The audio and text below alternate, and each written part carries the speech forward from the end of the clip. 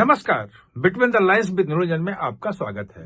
आज हम बात करेंगे पश्चिम बंगाल की, और पश्चिम बंगाल में ममता बनर्जी कैसे बुरी तरह से अमित शाह के जाल में फंस गई हैं।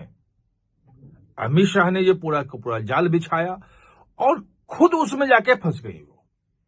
भाई अमित शाह वहां पे जब 30-31 को गए थे और जो उन्होंने पूरी रणनीति बनाई थी, उस रणनीति में मां, माटी और मानुष जो नारा ममता बनर्जी का है, उस नारे को हड़पने की कोशिश की थी। ये लग रहा था कि पता नहीं कितना ये नारा काम कर पाएगा, लेकिन जो ईडी का काम हुआ, ईडी की रेड में जिस ढंग से ममता बनर्जी पहुंची और जिस ढंग से उन्होंने सड़कों पे शक्ति प्रदर्शन शुरू किया, वो एक लग रहा था कि अब नैरेटिव क्या, अब तो वो अपने ताकत बल पे स्ट्रीट फाइट के दम पे, मतलब सड़क पे प्रदर्शन करके और बीजेपी को कॉर्नर कर दी। लेकिन इसके एक दूसरे रिप्रिकॉशन जो थे, तो दूसरी प्रतिक्रिया जो होनी थी, वो देख करके, वो सुन करके ममता बनर्जी डर गई। जो बैकफुट पे हैं वो उसके कारण से हैं, उन चीजों को हम आज समझेंगे। लेकिन उसके पहले आपसे अनुरोध है कि चैनल हमारा सब्सक्राइब कर लीजिएगा, बेल आइकन पर बटन दबा दीजिएगा ताकि आपको हमारा वीडियो समय पे मिल सके। और हाँ, कमेंट जरूर कीजिएगा क्योंकि आपके कमेंट से नई जानकारी भी मिलती है और नए पर्सपेक्टिव भी मिलते हैं। तो दरअसल जब शक्ति प्रदर्शन हो रहा था कलकत्ता में, बंगाल के तमाम ब्लॉक में, दिल्ली में भी उनके एमपी ने किया था, तो लगा था कि अब बीजेपी के लिए कोई कॉर्नर नहीं बचा है। और जो कल शुभेंदु अधिकारी के काफिले पे जो हमला हुआ और एमएचए ने जो रिपोर्ट मांगी, वो एक नया संकेत दिया कि अब पॉलिटिक्स जो है वो दूसरी तरफ जा सकती है।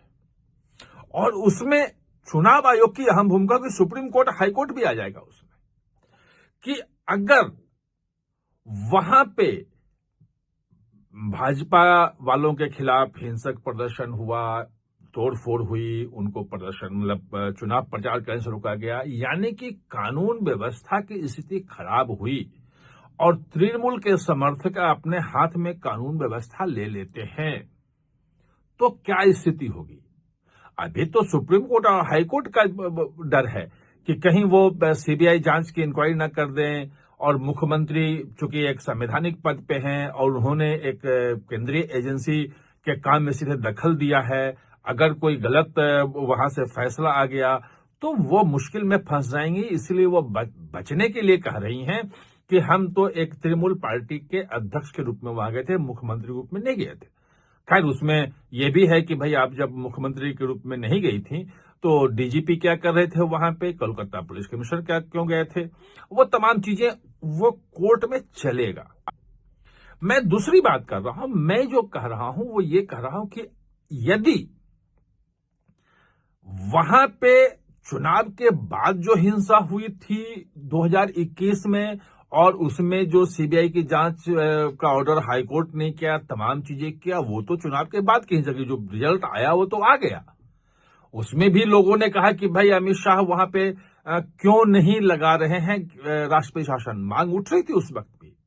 और उस वक्त केंद्र सरकार ने कहा कि नहीं, वो ठीक नहीं रहेगा, जो फैसला लिया वो लिया। मांग जरूर थी कि इतने लोगों की अगर हत्या हो रही है, वहां पे घर से बलात्कार हो रहा है, तो बचाने के लिए केंद्र सरकार को राष्ट्रपति शासन लगा देना चाहिए। नहीं लगाया। लेकिन अभी दूसरी स्थिति आ गई। अभी स्थिति आ गई है कि यदि हिंसा होती है या बंगाल में हिंसा भड़कती है तो क्या चुनाव होगा? क्योंकि अगले महीने वहां अप्रैल में चुनाव होना है। तो यह माना जा रहा है कि 15 फरवरी के बाद चुनाव आयोग कभी भी चुनाव की घोषणा कर सकता है, तारीख दे देगा। मई में उसकी जो है वो खत्म होने वाली है विधानसभा का कार्यकाल। तो यदि हिंसा हुई और चुनाव के लायक की स्थिति नहीं रही तो चुनाव टल सकता है। चुनाव आयोग ये कह सकता है संवैधानिक रूप से उसको ताकत है कि वो ये कह सकता है कि अभी फ्री एंड फेयर इलेक्शन के लिए वहां माहौल नहीं है और हम अभी इलेक्शन नहीं करवा सकते हैं। और अगर ऐसा हुआ तो सोचिए क्या होगा। ऐसा होने की स्थिति में हो ये जाएगा कि जैसे ही विधानसभा का कार्यकाल खत्म होगा तो विधानसभा भी नहीं रहेगी और मुख्यमंत्री भी नहीं रहेंगे।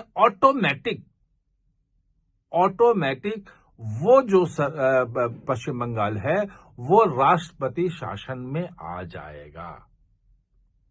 ये सबसे बड़ा, और राष्ट्रपति शासन का मतलब यह है कि वो मुख्यमंत्री नहीं रहेंगी। केंद्र सरकार राज्यपाल के माध्यम से वहां की सरकार चलाएगी।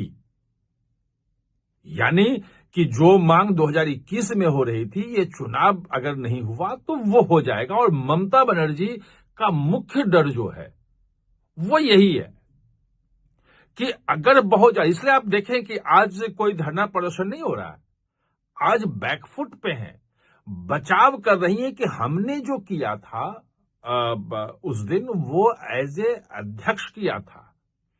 ये वहां पे जब मैं कोलकाता गया था 30 दिसंबर को, तो वहां बहुत सारे लोग ये कह रहे थे, उनको आशंका थी कि अगर ममता बनर्जी को लगा कि वो हार रही हैं तो वो फिर हिंसा और तमाम ताकत दिखाने की बात, उनको मौका चाहिए वो कर देंगी। लेकिन वो अगर हिंसा होगी तो फिर चुनाव कैसे होगा, ये एक बड़ा सवाल है। और यहीं पे अमित शाह की रणनीति काम कर रही है। मुझे जो लग रहा है कि अगर वहां से डीजीपी से रिपोर्ट मांगेगी कि भाई ये कैसे हो गया हमला, चूंकि हिंसा हुई थी शुभेंदु अधिकारी के उस पे, वो रिपोर्ट देके कहेंगे भाई क्या क्या मामला है। यानी डॉक्यूमेंटेड सब कुछ हो रहा है, कल कुछ भी हुआ। दूसरी बात ये कि अप्रैल में जो पार्लियामेंट का जो बजट सेशन है वो खत्म हो जाएगा, 5 या 6 अप्रैल तक उसका है सेशन, उसके बाद खत्म हो जाएगा। और राष्ट्रपति शासन में ये कहा जाता है कि वो जो राष्ट्रपति शासन है उसको अगले जब पार्लियामेंट का सेशन होगा उसमें पार्लियामेंट में रखना होगा और वहां से रेक्टिफाई करवाना होगा, वहां से पास करवाना जरूरी है, तभी आगे रह सकता है। लेकिन बात वही है कि एक बार अगर राष्ट्रपति शासन लागू हो गया और विधानसभा का चुनाव जब होगा, जब ये कहेगा क्या बोलते हैं चुनाव आयोग, तभी हो सकता है। नहीं तो वो तो संवैधानिक रूप से बाय डिफॉल्ट राष्ट्रपति शासन रहेगा और वो अगला जो संसद का सत्र शुरू होगा वो होगा 22-23 जुलाई, मतलब 20 जुलाई के आसपास शुरू होता है। तो उस वक्त जो स्थिति होगी वो देखी जाएगी। हो सकता है कि उस वक्त जो चुनाव की घोषणा कर दे 6 महीने के लिए और टेक्निकली संसद जो है उस पर मुहर लगा दे। वो ज्यादा बड़ा खतरा है ममता बनर्जी के लिए कि ममता बनर्जी मुख्यमंत्री रहते हुए चुनाव करवाएं तो उन्हें ज्यादा फायदा हो सकता है। और यदि वो वहां राष्ट्रपति शासन लागू हो गया तो वो और ज्यादा मुश्किल में फंस जाएंगी। आप हमारे साथ जुड़े इसके लिए बहुत बहुत धन्यवाद। और हां, चैनल को सब्सक्राइब करना ना भूलें, इसका बेल आइकन दबाएं ताकि नया वीडियो कोई भी आए तो उसका नोटिफिकेशन समय पे आपको मिल जाए।